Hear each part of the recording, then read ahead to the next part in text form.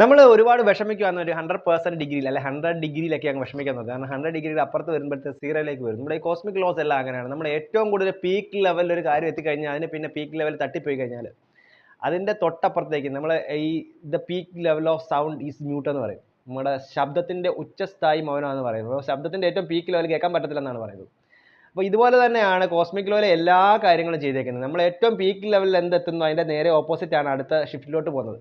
അപ്പോൾ നമ്മൾ ഏറ്റവും കൂടുതൽ സന്തോഷിക്കുവാണെങ്കിൽ 100% സന്തോഷിക്കുവാണെങ്കിൽ 100% അപ്പുറം തട്ടി പോകുന്നത് സീറോയിലേക്കാണ്, പിന്നെ വിഷമത്തിലേക്കാണ് പോകുന്നത്. അപ്പോൾ എപ്പോഴും 75 to 85 റേഞ്ചിൽ നമ്മൾ സന്തോഷം നിർത്താൻ നോക്കുക. ആ 65 ആണെങ്കിലും കുഴപ്പമില്ല, 65 to 85 റേഞ്ചിനകത്ത് തന്നെ. പക്ഷേ 85 മേലോട്ട് കയറി കഴിഞ്ഞാൽ നമുക്ക് മെയിൻറ്റെയിൻ ചെയ്യാൻ പറ്റാത്ത രീതിയിൽ പോകും. പിന്നെ വരുന്നത് നമുക്ക് ആ ഒരു ലെവലിലുള്ള അല്ലെങ്കിൽ പിന്നെ വരുന്ന ഷിഫ്റ്റ് വരുന്നതെന്ന് പറഞ്ഞാൽ പിന്നെ ദുഃഖത്തിലേക്കുള്ള ഷിഫ്റ്റാണ് വരുന്നത്. അപ്പോൾ എപ്പോഴും നമ്മൾ ചിന്തിക്കേണ്ടത് നമ്മുടെ സന്തോഷം നിലനിർത്തണമെന്നുണ്ടെങ്കിൽ 85 റേഞ്ചിനകത്ത് വെച്ച് സ്റ്റോപ്പ് ചെയ്യാൻ നോക്കുക. അല്ലെങ്കിൽ ആ ഒരു റേഞ്ചിൽ തന്നെ എപ്പോഴും നിർത്താൻ ഒരേ രീതിയിൽ ഒരേ കോൺസ്റ്റൻ്റ് ആയിട്ട് 85% റേഞ്ചിൽ നിർത്താൻ നോക്കുക. വിഷമാണെങ്കിൽ 100% കയറ്റി നിർത്തിക്കും, 100% തട്ടി അങ്ങ് പോയിക്കോളും. പിന്നെ അപ്പോൾ എപ്പോഴും ചെയ്യാൻ പറ്റുന്നൊരു കാര്യം ഈ ലെവലിൽ കൊണ്ടുപോകാന്നുണ്ടെങ്കിൽ നമ്മുടെ സന്തോഷവും ദുഃഖവും ഈ ഒരു ലെവലിൽ കൊണ്ടുപോകാന്നുണ്ടെങ്കിൽ എപ്പോഴും നമ്മൾ ഹാപ്പിനെസ് ആയിരിക്കും. എല്ലാ കാര്യങ്ങളും ഇങ്ങനെയൊക്കെ തന്നെയാണ്. നമ്മൾ ഏറ്റവും പീക്ക് ലെവലിൽ എന്തൊരു കാര്യമാണെങ്കിൽ നമ്മളിപ്പോൾ എന്തോ ഒരു കാര്യത്തിന് നമ്മൾ ഏറ്റവും ഫസ്റ്റായിട്ട് നിൽക്കുകയാണെന്നുണ്ടെങ്കിൽ ആ ഫസ്റ്റ് ഒരിക്കലും കോൺസ്റ്റൻ്റ് ആയിട്ട് നിൽക്കുന്നില്ല എന്നുള്ളതാണ്.